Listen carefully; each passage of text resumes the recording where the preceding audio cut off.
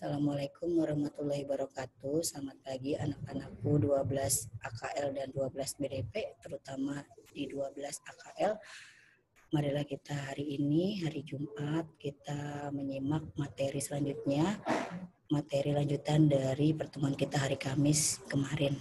Sebelum kita mulai materi, ada baiknya kita membaca basmalah. Bismillahirrahmanirrahim. Baiklah anak-anakku, kalian sekarang buka halaman 15 di buku kalian mengenai metode penentuan harga pokok produksi. Metode penentuan harga pokok produksi ini biasanya menggunakan pendekatan metode penentuan harga pokok produksi. Nah, di sini ada dua metode dalam penentuan harga pokok produksi. Yang pertama, absorption costing, yang kedua variable costing. Nah, di sini kita bahas dulu yang absorption costing. Artinya yaitu seluruh biaya produksi sebagai harga pokok tanpa harus memperhatikan biaya tersebut bersifat tetap atau variabel. Jadi harga pokok produksinya dengan metode ini meliputi dari bahan langsung ya, bahan-bahan misalkan bahan-bahan bakunya itu dirincikan. Lalu di sini ada juga overhead dan pabrik tetap tenaga kerja langsung. Jadi di absorption costing ini selain harus memperhitungkan harga bahan baku juga harus memperhitungkan tenaga kerjanya. Itu yang dimaksud dengan poin 1 absorption costing. Lalu yang kedua variable costing, ini hanya biaya produksi yang dapat berubah-ubah sesuai dengan output yang diberlakukan secara atau sebagai harga pokok. Jadi kalau yang variable costing ini menentukan harga pokoknya aja berapa yang mau ditentukan. Jadi kalau yang absorption costing ini dia memperhitungkan harga bahan baku dan tenaga kerja. Kalau yang variable costing ini dia lebih kepada harga pokok. Jadi ini Ibu ulangi sekali lagi ya, dalam metode penentuan harga pokok produksi, kalau yang absorption costing ini dia lebih kepada perhitungan harga bahan baku dan penentuan tenaga kerjanya yang harus dirincikan. Tapi kalau yang variable costing, dia merincikan atau memperhitungkan harga pokok dari produk tersebut.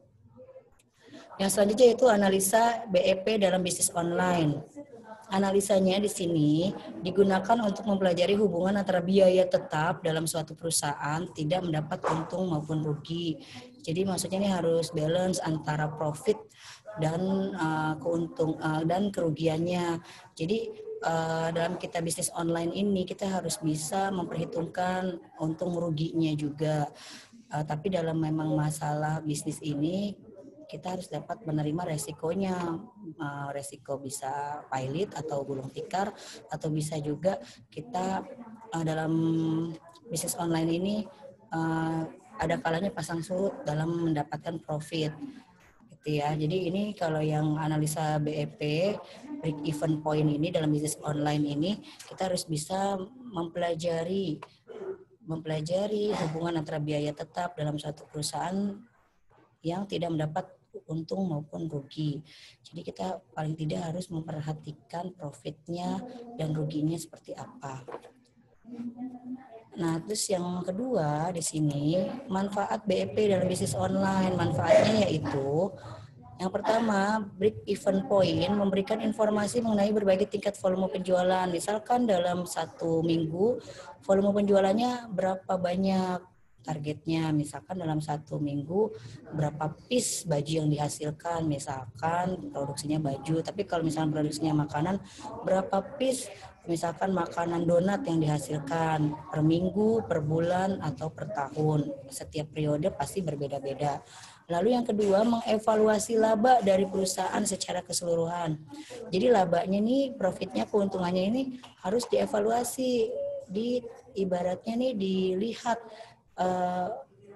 profitnya ini meningkat atau melemah atau bagaimana. Lalu yang BEV-nya, yang ketiga, mengganti sistem laporan yang tebal dengan grafik yang mudah dibaca dan dimengerti. Biasanya kalian kalau bikin laporan keuangan kan itu biasanya tebal ya, misalnya dalam bentuk kertas-kertas gitu kan yang tebal. Nah ini diganti dengan grafik yang mudah dibaca dan dimengerti. Misalkan minggu pertama di bulan Agustus tingkat penjualan atau volume penjualan baju meningkat gitu. Nanti di minggu kedua masih meningkat, minggu ketiga mungkin grafiknya menurun, terus minggu selanjutnya mungkin meningkat lagi. Nah ini kan harus dilihat dari grafik, lebih mudah dibandingkan pakai sistem laporan yang tebal berupa tulisan di kertas. Lalu yang B, kelemahan penggunaan BEP, kelemahannya hanya ada satu macam. Nah kelemahannya apa? Kombinasi atau komposisi penjualannya akan tetap konstan. Gitu ya, maksudnya dia akan tetap pada perinciannya gitu ya. Jadi kelemahannya itu hanya ada satu, maka kombinasi atau komposisi penjualannya akan tetap konstan ya. Jadi sebenarnya ini stabil atau tidaknya mengenai tingkat volume penjualan produk harus kita lihat bagaimana cara kita membuat perencanaannya terlebih dahulu. Lalu yang C, metode perhitungan BEP, ya di sini ada yang C, metode perhitungan BEP melalui apa saja. Yang pertama pendekatan grafik.